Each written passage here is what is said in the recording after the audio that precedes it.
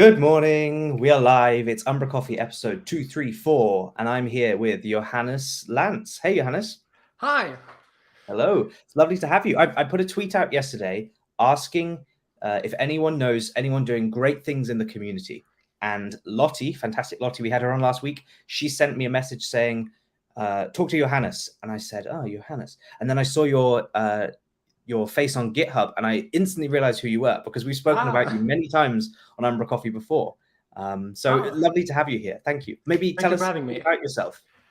Yeah, my name is Johannes. I live in Sweden. Been working with Umbraco about 5 years now. Started as a front-end developer and has moved more and more into back-end. Really love Umbraco. So I've been wanting to help out the community, doing some of what I know, some dictionary stuff.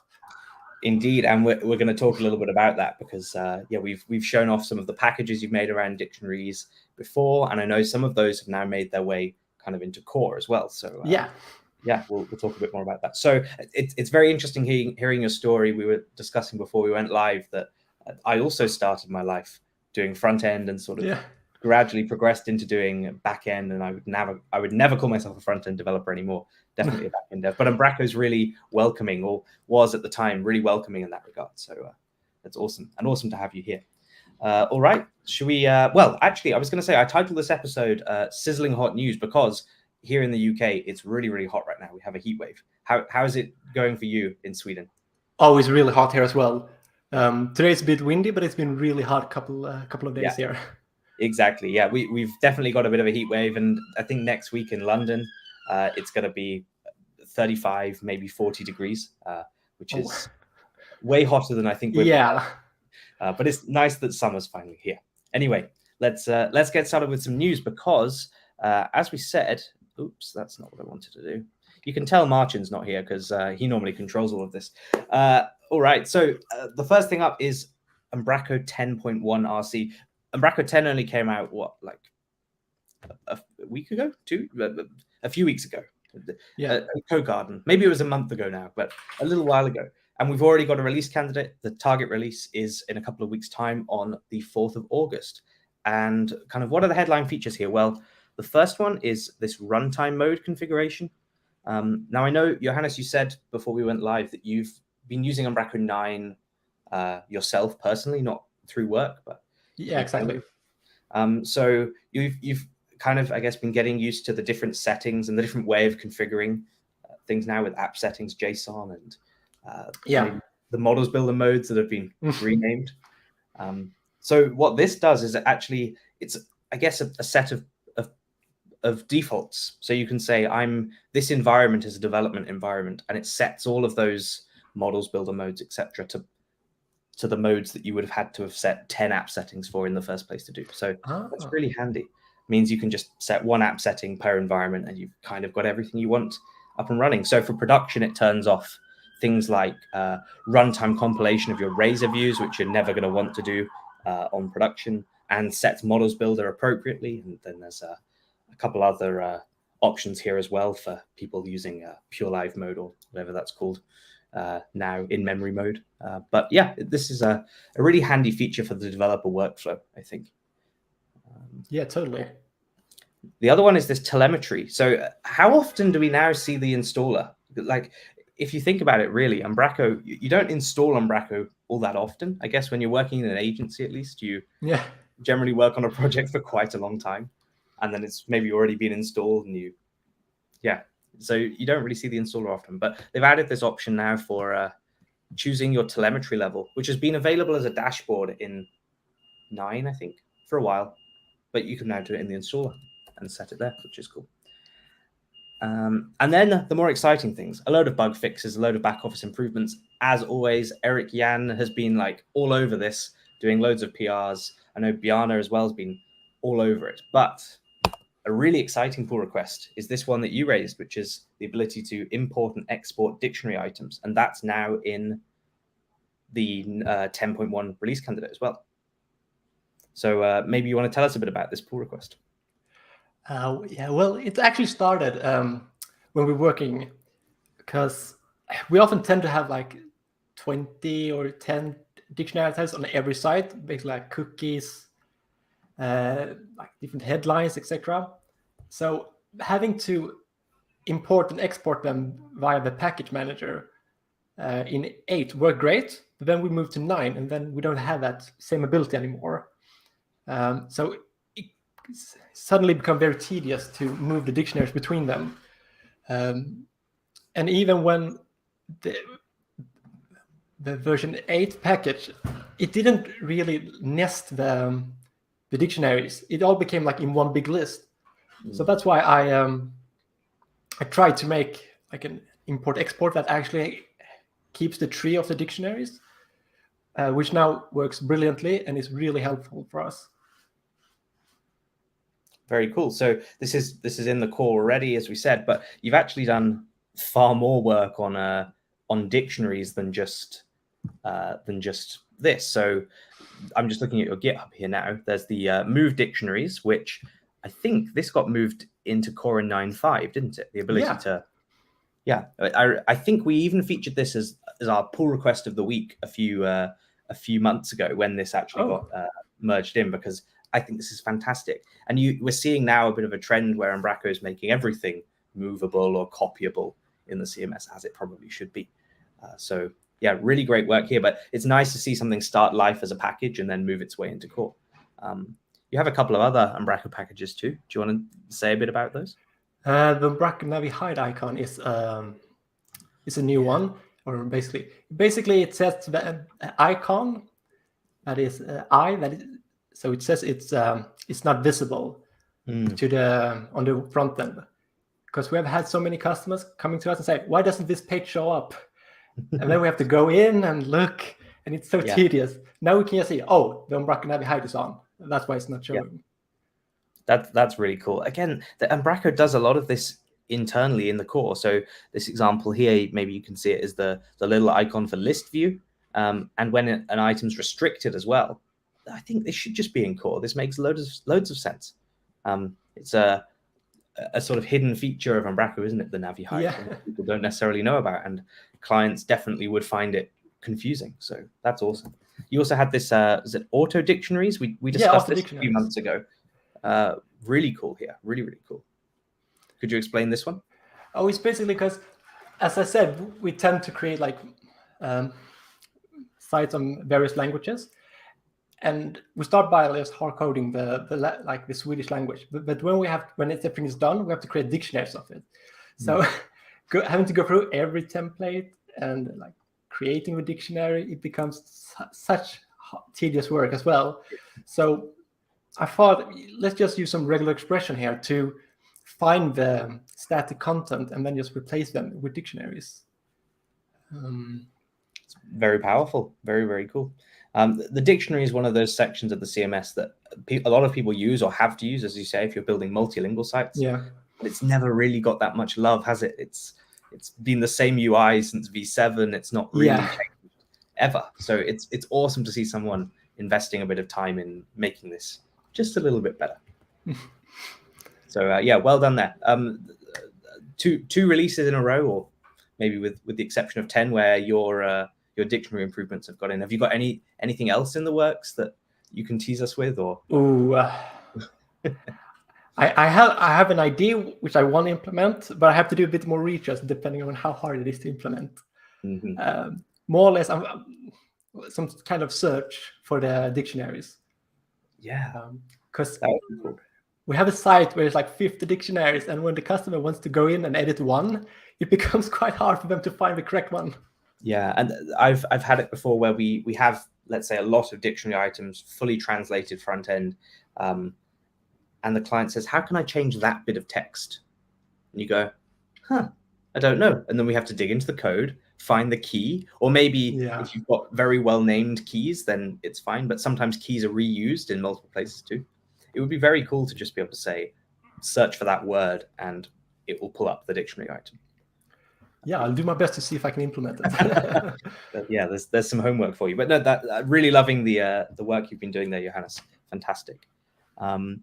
Let's move on to a couple of other releases this week. So not only have we had Umbraco 10.1 release candidate, but the product we love to hate, Umbraco Forms, has 3 release candidates this week for Umbraco 8, 9, and 10.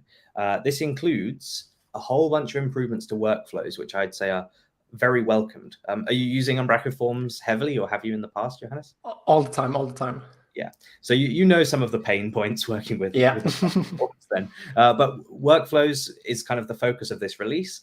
And we've got an audit trail for when workflows fire and what the result of each of those was. We've got retries, we've got conditional workflows, we've got redirecting from workflows, a whole bunch of improvements there. So that's awesome. And then some wider improvements around things like the form picker, pre-values in the UI there, and some permissions as well. So this is shaping up to be a really cool looking Umbraco Forms release, as I think we've come to expect now. Umbraco Forms has just been getting better and better with every release that Andy and the team do. So great job there. Let's quickly dive into some other releases from this week, packages, etc. SEO Toolkit, a really great package by Patrick Demoy, and he has added a couple of bug fixes there. We've got a new one, again, along this idea of copying and making the workflow easier for editors. Variants. So if you're doing multilingual sites, as I guess you've said you are, Johannes, when you have variant content and you want to then go and populate a whole new variant, you have to enter all the fields every single time. So this allows you to copy an existing variant and say, make the English the Swedish, and then you can just go through and replace, certain values. Very, very cool. Something else that probably should just be in core. Probably, yeah. Really loving this one from Julian Kolka.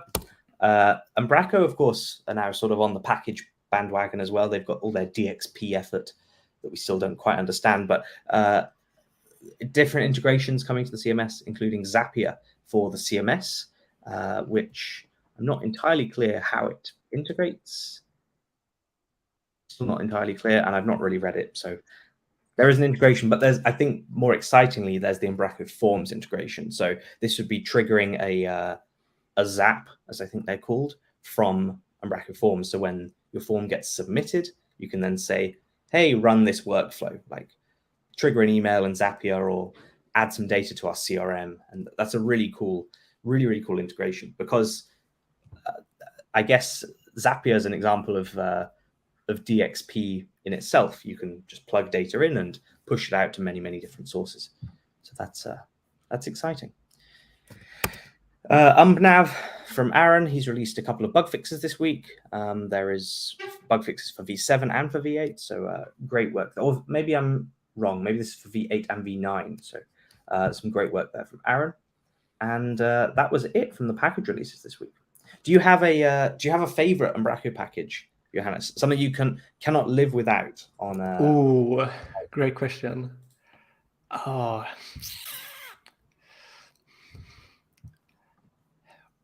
It would probably be Umbraco Forms because we use it so heavily. But using is also we have gotten to use it more and more recently, and it's just such a fantastic package. Yeah, it really is a necessity, isn't it? To use that one. Yeah. Do you have any maybe any lesser known packages, things that have really helped you out? A favorite tool that you'd recommend to someone? Ooh. I'm in the mindset that I try not to use packages that much. I would rather do it myself, but God, I don't think there's any that come to mind. Fair enough. Well, yeah, there's definitely two different schools of thoughts when building Umbraco solutions. It's so flexible. We could sort of use as much of the core stuff as we can, and then maybe if we need something more custom, we'll build it. And then there's every single thing we use as a package, and maybe there's something somewhere in between. But yeah, it's interesting to hear. The reason I was asking is because Paul Seal, who is obviously a prolific Umbraco content creator and has been around the community quite a while, has shared this week a recording of a webinar that he did a few weeks back, and it's along the lines of the talk he did at Code Garden, which is showing off his favorite packages in Umbraco and sort of how they work and some hacks and quick things you can get done with them. A really, really cool demo, and we'll have the link down below for that video. You said before we went live, you've never been to Code Garden. No, never. But you want Just to? recently, I started to get more and more involved with the community here. Of course, yeah, of course. I think you joked before we went live that you've been too busy improving the dictionary to have time for it. Exactly, yeah. Well, yeah, of course, talks like Paul's were at Code Garden. I think they were a nice highlight. I'd highly recommend getting the chance to go if you can, Johannes, and convincing your boss to. It's definitely worthwhile. They shared this week, if I have it somewhere here, they shared an after movie of the event. So if you need any reason to feel left out or a bit jealous of what went on, they had a great after movie kind of showing some of the fun. We had friendly people. We had some confetti at one point. I can't remember where it was. There was some confetti somewhere. A band, it gives you a nice flavor of everything that happened at the event. So yeah, I highly recommend going and watching that if you'd like a bit of community nostalgia from the event, or to see what you missed out on and convince your boss for next year. Will do my best. There's been a couple of Swedish festivals in Sweden as well. And you said you're in Malmo, which is obviously not far from Copenhagen either. So there's a lot of options. You've got you've got things you can do. Is there a big Umbraco community in Malmo? Oh, I don't know. I know there's a few agencies who use Umbraco, but I don't think it's intertwined with each other. Interesting. And does your agency just do Umbraco, or are you doing other CMSs? Let's maybe not mention names, or other just general .NET development. Before I joined this company, which was about 2 years ago, they worked with another CMS. But when I joined, it became more and more Umbraco. Interesting. So now it's mostly Umbraco. That's good. Yeah. Right. We wouldn't force any other CMS upon anyone. No, that's awesome. The reason I was asking, again, meetups are coming back. Finally, we've got far less of these virtual meetups where we get stuck on Zoom calls for hours. We did have a virtual one in London last night, which went very well, but yeah, we're trying to move back to some in-person things. So the Sydney Umbraco meetup, after 2 years or 2 and a bit years off, is back next week on Wednesday. This is a really great meetup that I've been able to join in person and on Zoom before as well. So I highly recommend going having a look at that. They'll be talking about Umbraco 10 and how not to build a website, which is quite a cool topic. Also, after a long hiatus, 2.5 years away, the New York meetup is back next week 2 weeks time, on Wednesday. And that's going to have, all kinds of talks and content. It's hosted at the Microsoft office in Times Square, which is obviously a really epic venue to be in. And then finally, I wanted to talk about something that's a personal project, is the Umbraco barbecue.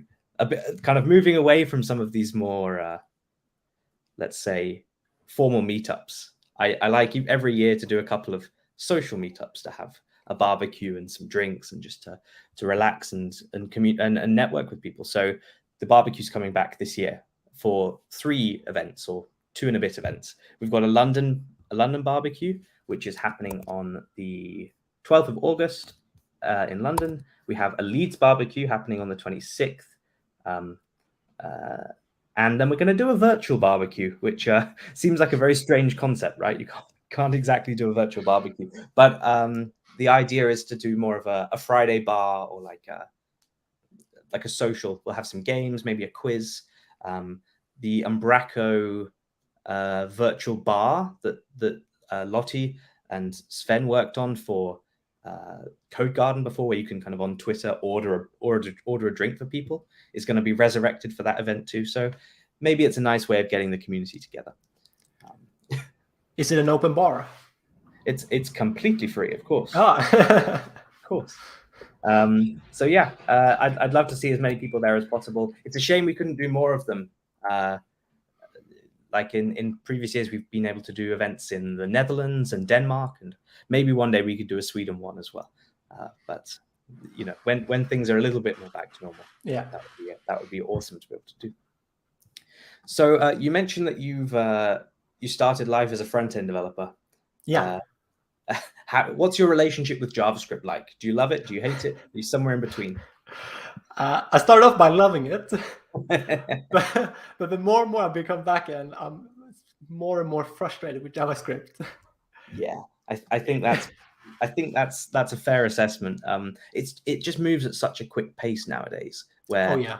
I can't keep on top of what the latest framework is, or what the kind of recommended best practice, the right way of doing things is anymore. But yeah, I kind of leave that up to other people. No, it's not for me.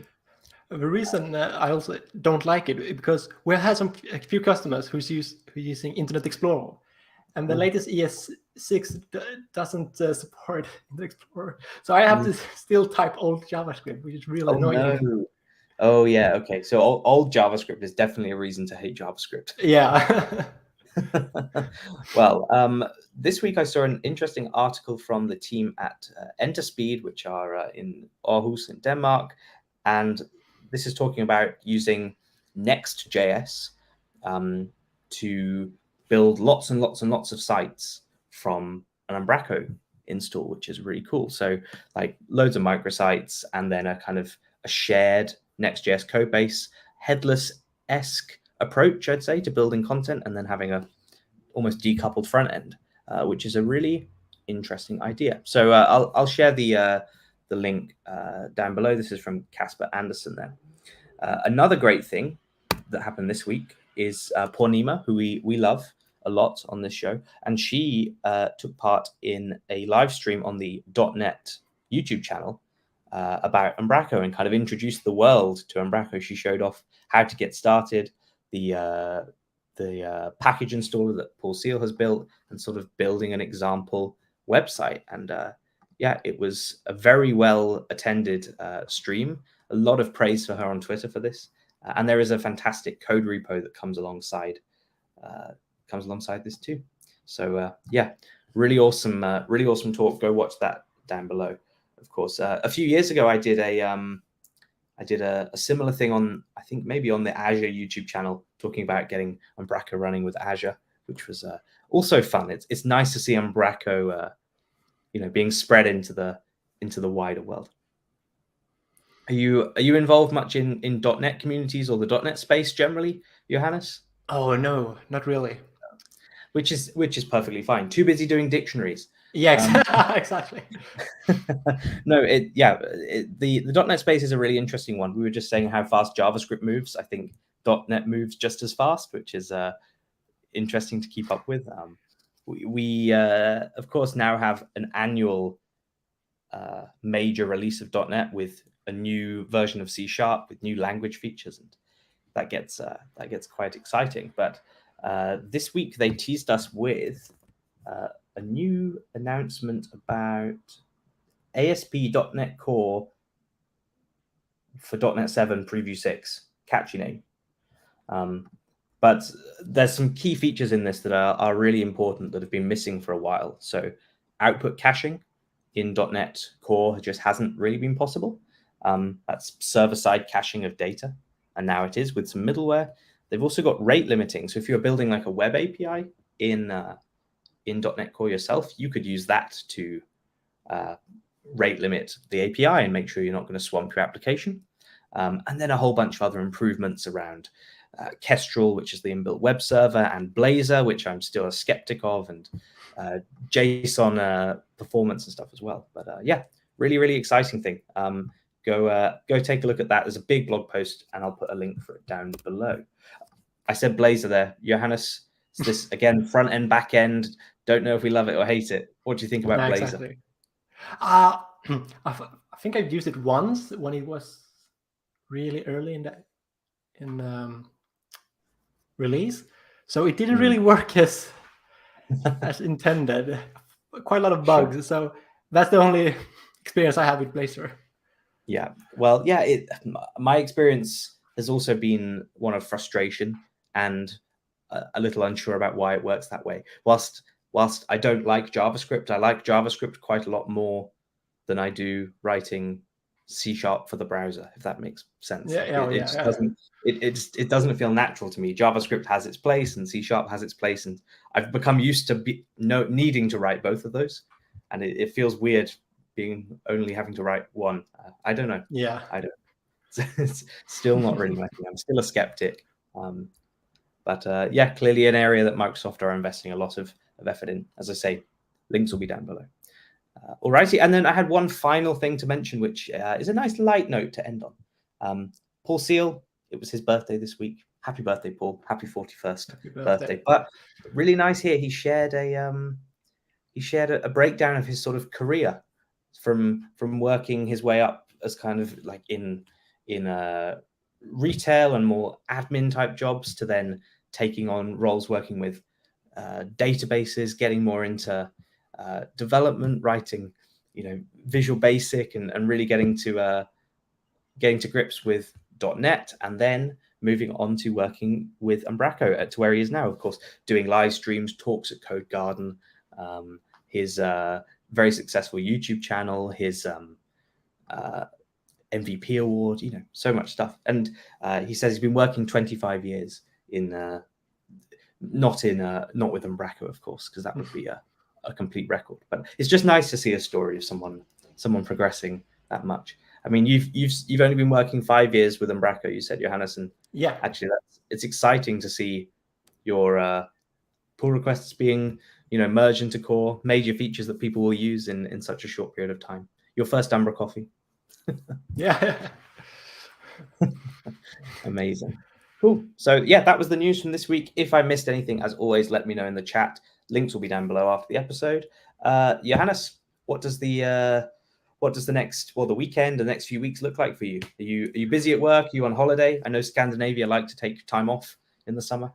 This is my final day of work, and I have a 4-week vacation. So amazing. Are you doing anything nice with your 4 weeks off, or just relaxing? I'm actually working on a package, which I'm hoping to be finished with by the end of my vacation. Wow. Okay, fantastic. Well, I guess we'll see a bit more maybe in the coming months from you. So that's really, really exciting. So you're just staying at home and taking a bit of a break from work. Yeah, exactly. Well needed rest now. I don't blame you. Well, enjoy your vacation. Thank you very much for joining me today. It was lovely to meet you, especially last minute when I only emailed you last night and said, would you be interested in coming on? And you jumped to the opportunity, having never seen or been on umbraCoffee before. Like, it's fantastic. So great to have you here. Great to meet you. Hopefully we'll see you in Sweden or at Code Garden at some point. Yeah. And we'll keep an eye out for your work. Anything new you do, let us know and we'll make sure we feature it on the episode. I'll let you know. All right. So yeah, that's it from us this week. Have a lovely weekend, everyone. Marcin will be back next week, and yeah, we'll see you then. Bye-bye.